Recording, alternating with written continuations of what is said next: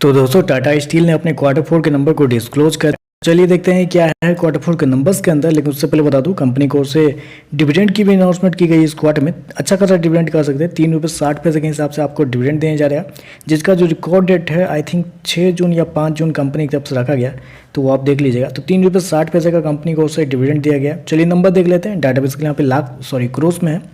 तो देखिए पिछले क्वार्टर में कंपनी ने 53,648 करोड़ का रेवेन्यू जनरेट किया था ऑपरेशन के थ्रू। पिछले साल देखते हैं तो 58,687 करोड़ के आसपास, जबकि अभी देखें तो कंपनी का रेवेन्यू 56,218 करोड़ आपको देखने को मिला। तो साल दर साल जाते हैं तो साल दर साल कंपनी के रेवेन्यू के अंदर एक हल्की सी गिरावट आपको देखने को मिल रही है। लगभग बोल सकते हैं आप 4% के आसपास की गिरावट है कंपनी के रेवेन्यू के अंदर साल दर साल। जबकि क्वार्टरली बेस पे जाते हैं तो क्वार्टरली बेस पे कंपनी के रेवेन्यू के अंदर एक हल्की सी तेजी आपको देखने को मिली। तो कंपनी का रेवेन्यू आपको क्वार्टरली बेस पे बढ़ा है, लेकिन साल दर साल गिरता हुआ देखने को मिला है। हालांकि मार्केट का मानना भी था कि कंपनी के रेवेन्यू एग्जैक्टली ऐसा ही आपको देखने को मिलेंगे, क्योंकि मेरे पास बहुत सारे मार्केट रिपोर्ट है जो कि आपके सामने आ चुका होगा। उसमें अगर आप गौर करते हैं तो हर ब्रोकर का मानना था कि क्वार्टरली बेस पे हल्का सा बढ़ेगा, जबकि साल दर साल गिरता हुआ देखने को मिल सकता है। और जो एवरेज अनुमान आपका निकल के आता है वो आपका निकल के आता है 55,200 करोड़ के आसपास। तो आप कह सकते हैं लगभग आपका इनलाइन आपको कंपनी का रेवेन्यू आपको देखने को मिल रहा है।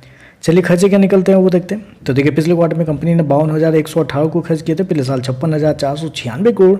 अभी देखें तो 54,167 करोड़ आपको देखने को मिल रहा है। तो खर्चे भी देखें तो खर्चे भी आपको ठीक है, कंट्रोल में आपको देखने को मिल रहा है। चलिए कंपनी का प्रॉफिट क्या निकलता है वो देखते हैं, क्योंकि मार्केट का मानना था कि कंपनी के जो प्रॉफिट है उसके अंदर एक बड़ी तेजी आपको देखने को मिल सकती है इस क्वार्टर में।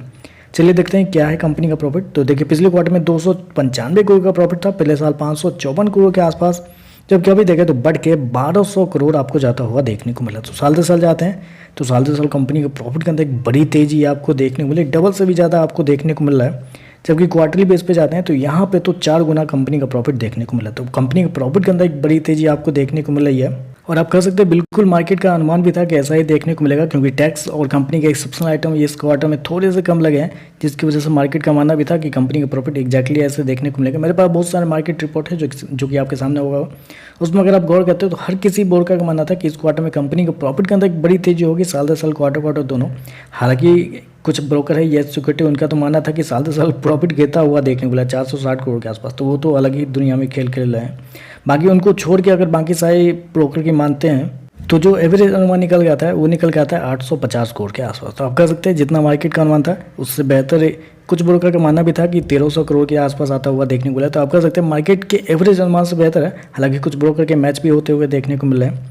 ईपीएस की बात करते हैं तो देखिए पिछले क्वार्टर में 26 पैसे का ईपीएस था, पिछले साल 49 पैसे। अभी देखें तो 1 रुपये 4 पैसे आपको देखने को मिला है। तो ओवरऑल देखा जाए तो नंबर तो पॉजिटिव है, नंबर में कोई दिक्कत आपको देखने को नहीं मिले। कंपनी के रेवेन्यू प्रॉफिट सारा कुछ देखें तो आपको बेहतर कंडीशन में आपको देखने को मिला है, क्योंकि मार्केट का अनुमान जितना था उससे बेहतर ही कंपनी के नंबर देखने को मिला है। रेवेन्यू इनलाइन है, प्रॉफिट देखें तो एवरेज एस्टिमेट से बेहतर आपको देखने को मिला है।